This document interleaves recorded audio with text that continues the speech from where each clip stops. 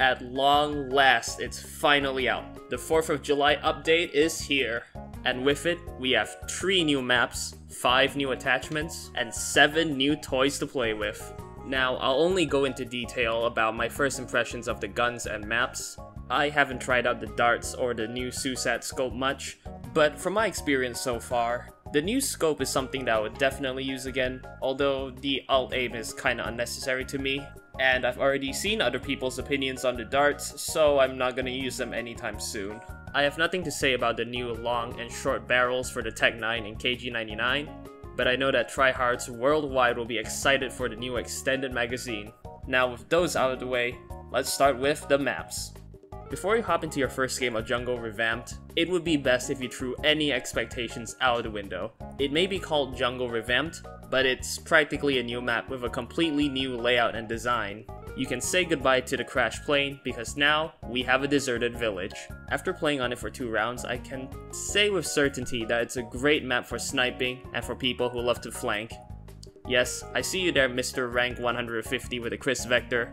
Next we have Ravad Revamped, and I guess it's an interesting map with interesting design choices. Now, seeing how this third building here affects gameplay is something I'm gonna watch with a keen eye. I feel like it gives players a new approach to help their team to take control of the main 2 buildings here. Like, there will be a few snipers here trying to kill snipers on the main buildings to help their teammates push onto the roof. Aside from that, this tunnel being exposed would make flanking so much harder. And that's about it. I just wanted to see how the design changes will affect the players who play this map. Now let's move on to our final map that happens to be the main attraction, Paradise. It feels like a bigger elevation with the many hallways, small rooms, and heavy emphasis on close quarters combat. Similar to Elevation, what I like the most about Paradise is how it feels like there are always 3 paths or 3 options to access any room you want. Say you wanted to get to this room, there's this path, or this path, or this path. It makes movement fun and fluid, it makes escaping easier, and it makes flanking more fun and unpredictable. Even with all this praise though, there's still a few things I don't like about this map. Once again, like Elevation, it feels sniper unfriendly. So much of the map is more suited for close quarters combat, and there aren't any open areas or long hallways you can snipe down. But in the end, I've had the most fun on this map. It is an A-tier map for me. Now with all the maps reviewed, let's move on to the real meat of the update, the new weapons.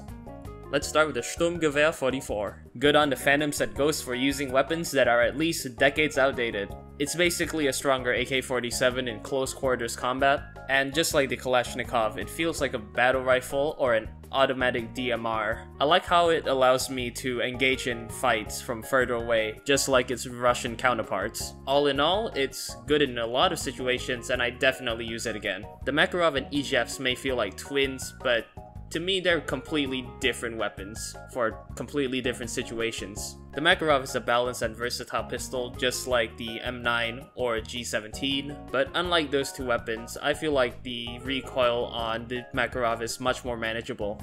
Meanwhile, the Izhevsk is a stealthier option for people who love to flank, and personally I prefer this one more. Up close, this gun can 2-shot to the head, whilst the Makarov can only do a 3-shot to the head. But the inability to have any barrel attachments on it makes it a pretty balanced option. The KG99 sacrifices some strength for some RPM, although it's never going to beat its full auto sibling in a RPM competition. I'd say it's better than the Makarov because you do have the option to put extended magazine on it, which allows you to last longer in fights and spam more. Its stats are quite similar to many of the other pistols, but because of the extra RPM and some of the good attachment options, I'd say it's above those. The Gyrojet feels like a mix between a Deagle and a GB22. It does great damage at long range if you can hit your shots, but you absolutely need a backup plan if you get caught with your pants down in close range. Obviously, it thrives in mid-range where the bullet drop is more manageable and the damage is still pretty high.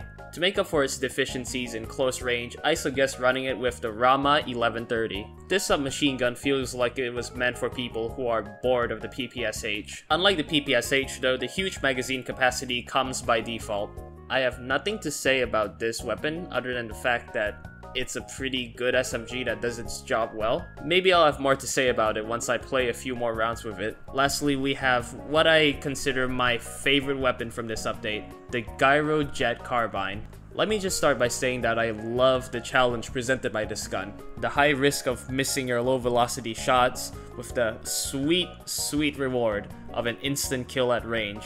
So far, I've hit quite a lot of headshots with it, and I'm having fun doing it. Other than that, I can safely say that this is the most unique weapon in the game alongside the Gyrojet pistol, and it is the most challenging and fun weapon to use.